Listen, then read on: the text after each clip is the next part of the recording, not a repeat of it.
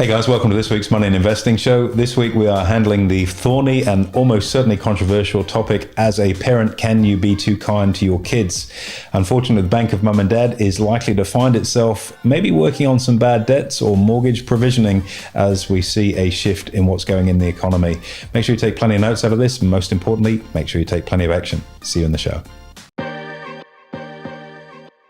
Hey guys, welcome to this week's Money Investing Show with me, your host, Andrew Baxter, and as always, my offsider and co-host, Mitch Olorential. Thank you for having me on the show, Mr. Baxter. As always, upstage, beautiful suit here today, buddy. Now, moving away from being kind, we're going to talk about how being kind can actually sometimes be cruel. And in particular, what we're really focusing on today is the bank of mum and dad, the bankrolling activities that's been going on the last few years in the property market right now, and how that kind of intertwines and where that's going to lead to. Indeed, yeah. And as a parent, I guess you want to set your kids up, but are you setting them up, or are you setting them up? Setting them up in the way that you want for a better financial future, or are you setting them up for failure? And I think we're going to be seeing a bit of a reality check for a lot of parents that perhaps coming from a good place have been looking to do the right thing to set their kids up, primarily in the property market, only to discover that the altruistic helping hand has just delivered what could be a poison chalice. Which is really sad, because it's always based on good intentions. Mum and dad want to help out, get you into the market. We've just seen AB, probably to kick us off as a nice point here, the government announced much the same. I think there's a 2% first home buyer scheme where they basically bankroll the other 18% to avoid lenders' mortgage insurance. It's ludicrous considering that we've got a property market that's likely to pull back by 15% or more, according to the RBA. Without sounding too cynical, when politicians say it's okay, we're from the government, we're here to help, that should send warning bells off left, right and centre. And I think, it's arguably the dumbest thing I've heard in an awful long time come out of a lot of dumb comments come out of politicians' mouths. You're in an overly hot property market already, and all you've just done effectively is move risk from the private sector into the public purse. And I guess people will say anything to get elected. So let's talk about, in that case, AB, moving away from government, because we could talk all day, into the bank of mum and dad. I mean, we pull out some figures. I believe, from our understanding, there's around 35 billion currently of mum and dad's money in loans for kids. Yeah. And the average gift is around 100,000 for a deposit. That's right. I mean, they're big numbers, and this is a material factor to really talk about, hence why it's made it onto the subject matter of today's podcast. And more importantly, that now is a time to be on the front foot and not hiding away. So about 35 billion or so in the property market as gifts from the bank of mum and dad. So it's not an inconsiderable amount of money. And I guess, what's really brought this to my attention is that, the banks are prepping for what's coming. Interest rate rises, possibly a significantly weaker property market. And so the banks are on the front foot. The question is, what steps are mum and dad doing with their loans that are out there? And that's going to be something I think is going to be a very sobering wake-up call for the parents that have loaned up the money. And it's got the potential to really cause some rifts in families too, I suspect. So let's dive headlong into it and take a bit of a look. So there's probably two risks really at bay here. Number one is if rates go up, if the adult who's being bankrolled by mum and dad can't service the mortgage, number one. Number two, if prices go down. So let's start with number one. All right. I mean, the notion of, and you see this all the time when you hear, people like, Bill Gates, what are you going to leave your kids? Warren Buffett, what are you going to leave your kids? And ideally, you like to leave them with a great start in life, being an education, good values, drive, and letting them realize their own goals and dreams in life. Financially, it can be tempting to step in there too. And, as a parent of 5, it's something I think about often is, okay, what kind of thing do you want to do with your kids? What do you want to give them? Where do you want to leave it? And I think sometimes in that effort to lay down a nice velvet red carpet for people to walk on, you can, number one, steal their dreams, and number two, you can remove some of the tougher life experiences. I think that whilst they're not necessarily pleasant, they might be tough, are the sorts of things that help build character and resilience and ultimately allow people to succeed in life because they've built that muscle memory of resilience. So, yes, what can happen if interest rates rise? So here's a scenario. Your children are looking to get into the property market. It's very tough from an affordability perspective. As a parent, you've probably done quite well. Your property's gone up in value. You've got plenty of cash. You're transitioning into retirement. You think, okay, let's give a gift for the kids to help them get into it. Now, traditionally, to get started in property, you need to have acquired a deposit, saved it up. And the reason for that is twofold. Number one, it gives some fat for the bank to lend against. Number two, it's shown that the borrower is of good character and they've been able to regularly and consistently save not a little bit, but a meaningful amount, which is important for twofold. Number one, it shows their commitment to wanting to buy a property. They've been focused, they've had purpose, they've saved, they've worked hard. And number two, it shows good financial management on their part where they've been actually able to save in order to do that. That's important from the bank to see, I think, in terms of being able to service a loan later on, to say, okay, if you've been able to save, you're going to be able to service and regularly repay the loan as we require. Now, over the top of that, overshadowing it, mum and dad come in and go, look, we're going to give you, as you've pointed out, and I mean, if this is the average number, the average gift from parents at the moment is $100,000 per a lot of money. Big gift. And if that's the average, that means there's substantially more than that in some instances, and obviously substantially less than that in others. Now, so mum and dad come in and go, here's a couple of $100,000, go buy a property, we'll underwrite the deposit for you so you can get your start. And you go, that's very kind of them to do that. The challenge is that now mum and dad have got a couple of $100,000, whether it's just simply a gift, whether it's a gift and loan back, whether they've got shared title, whether there's an informal agreement around the Sunday lunch table, who knows, but they've now got a vested interest in that property. We're into a situation, and it's not if interest rates are going to rise. And look, I've been absolutely smashed on social media over the last sort of 14 months where we've aggressively said interest rates are going to be rising, are going to rise far sooner than people think. And so many people have been misguided, I think is the term, by the highly inappropriate promise made by Philip Lowe, the governor of the Bank of Australia, to say that we won't be raising interest rates until 2024. He had no business making that promise. But because that promise was made by the governor of the Reserve Bank, he kind of take it on face value that, yeah, okay, that's pretty solid. We're going to see an interest rate rise in the next couple of months. Blind Freddie's going to tell you that. We've got a cost of living that's gone ballistic. 5.1% inflation right now. It's pretty tough there. And it's not transient. It's sustained. There are cost pressures due to COVID, energy prices, foodstuffs, and all the rest of it. So we've got rising interest rates to face.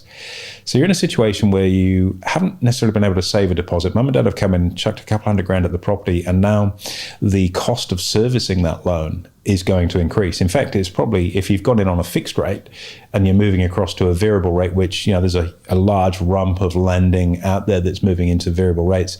So you just to move from fixed to a variable rate right now is probably going to be around about somewhere between about $400 and about $1,200 a month, depending on the size of the loan. So that's without an interest rate rise. That's just the migration from a fixed rate to a variable rate as that fixed rate period matures.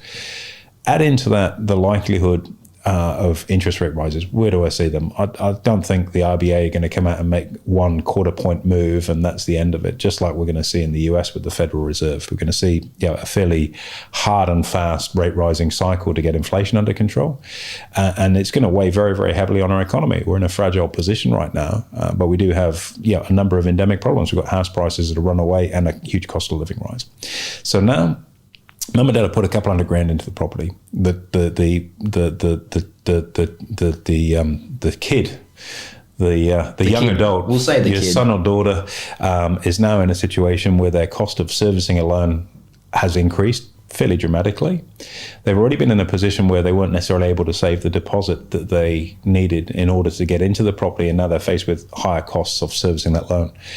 As the banker, mum and dad, what do you do? If they're getting behind with their servicing or they're struggling to make ends meet, does that mean that you're now going to have to also backstop the loan repayments as well? And you might go, nope, it's your problem, it's your house. Now we helped you get started thinking we're doing the right thing. Now it's your problem to resolve. The trouble is you've got $100,000-200,000 now invested in that property. And if for some reason that your kids aren't able to service that debt and that house or property is repossessed, you lose a couple of $100,000 gift. So not only have you not given them a start in life, but they've now lost the asset that was there and you're down a couple of $100,000. So does that mean that you're in the boat too, paddling like everybody else and now paying towards their mortgage costs too? It's a very real spectre for a lot of people that have done that. Or worse yet, let's say you've guaranteed the loan, which a lot of parents cross-collateralized. You're now in a situation where you've cross-collateralized, and look, that's okay. You may have plenty of equity in your property and you go, look, we can afford to ride that out.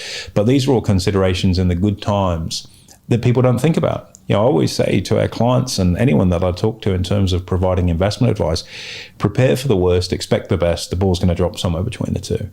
And if you haven't gone through this sort of deliberation, okay, what about when rates rise? Not if, when rates rise.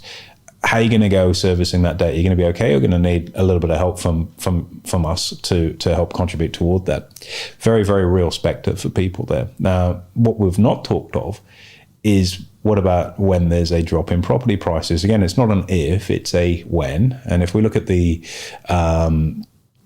fairly conservative estimate from the Reserve Bank, they've talked about a 15% drop over 2 years. And I suspect we might see a little bit more than that, but let's just say it's a 15% drop over face value over 2 years.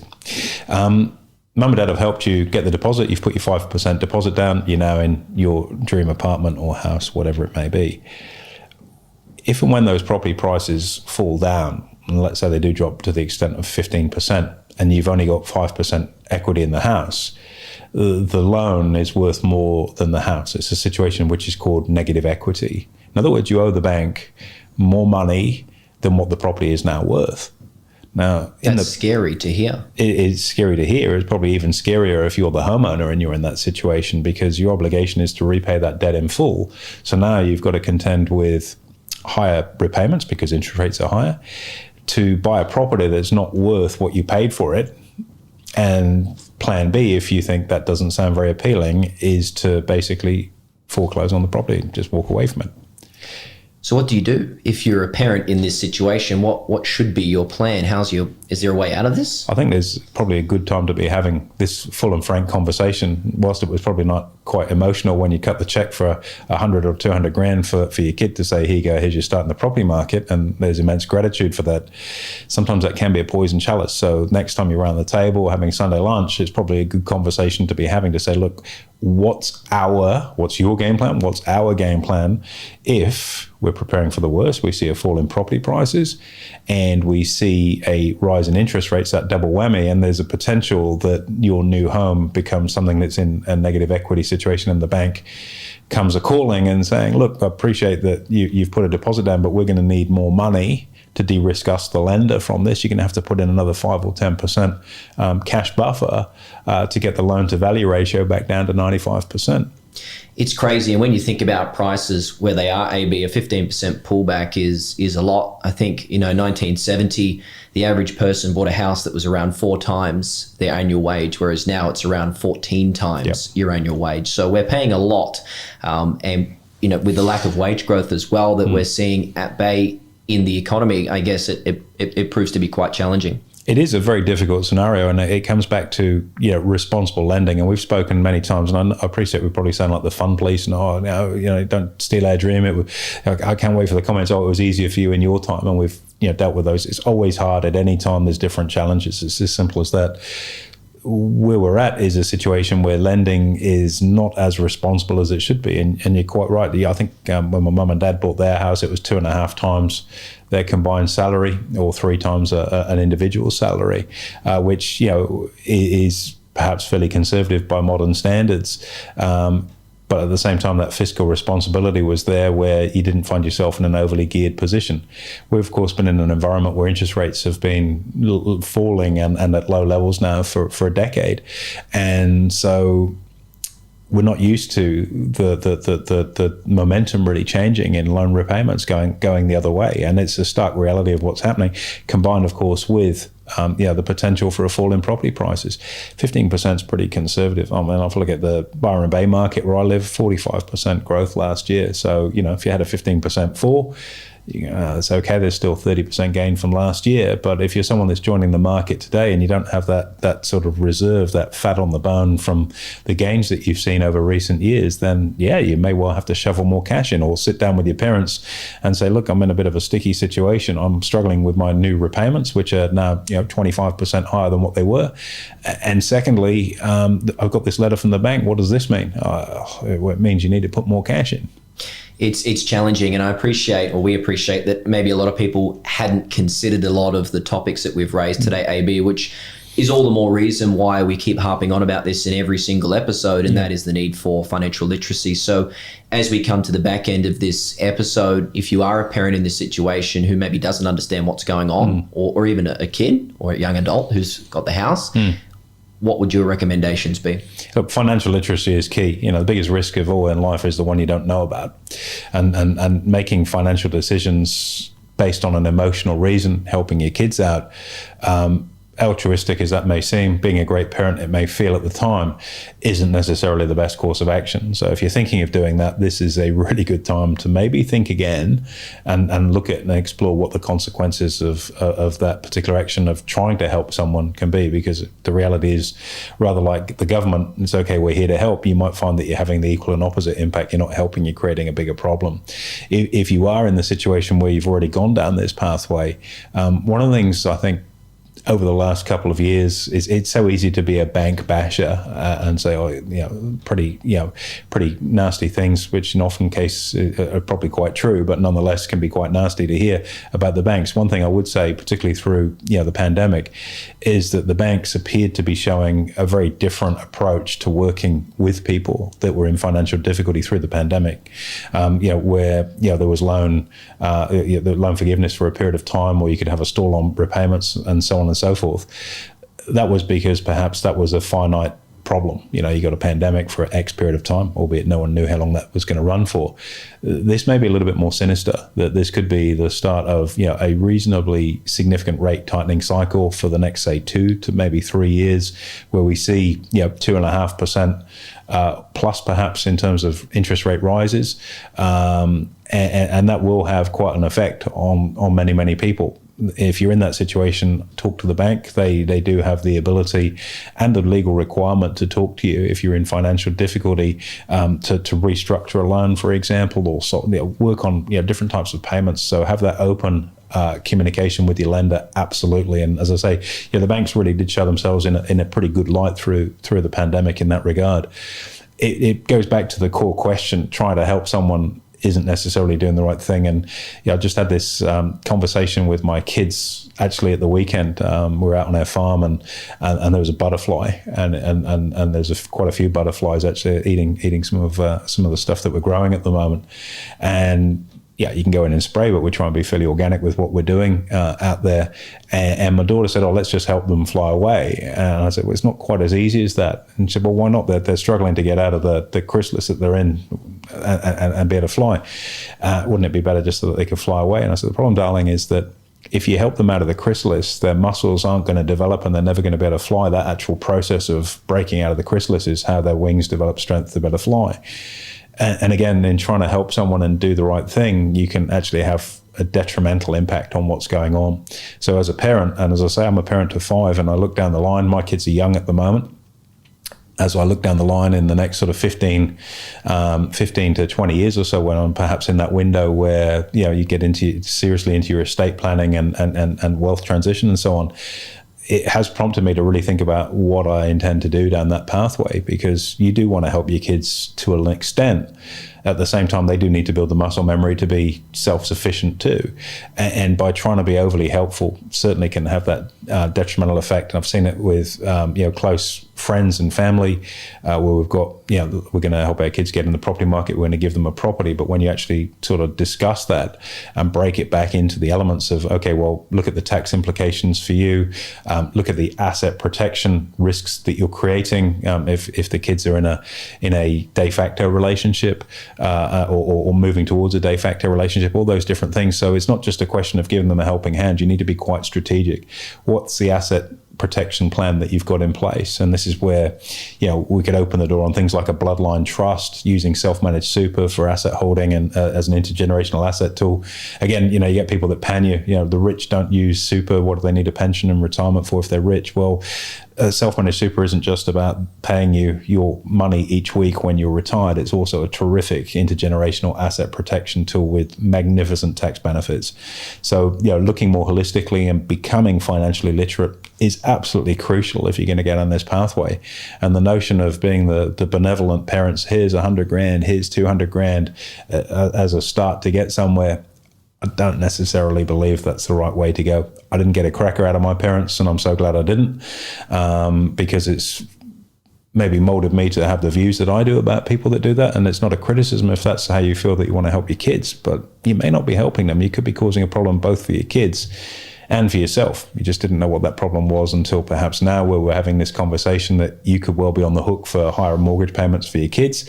You run the risk of losing that deposit that you put down for them if they're unable to keep up with the payments, or worse still, if it's cross-collateralized against your property and the bank foreclose on property one, they can then come after you for property two. So, there's a lot of balls in the air with this kind of thing. And you do need to think through those financial decisions. Prepare for the worst, expect the best, because it probably will drop somewhere in between. Great analysis, AB, and love the metaphor, by the way, on the farm there. That's awesome. Thanks very much. Absolute pleasure. Anytime, Mitch. There you have it, guys. Make sure you give us a review and a rating so we can get the message out there, and we'll look forward to hosting you next week.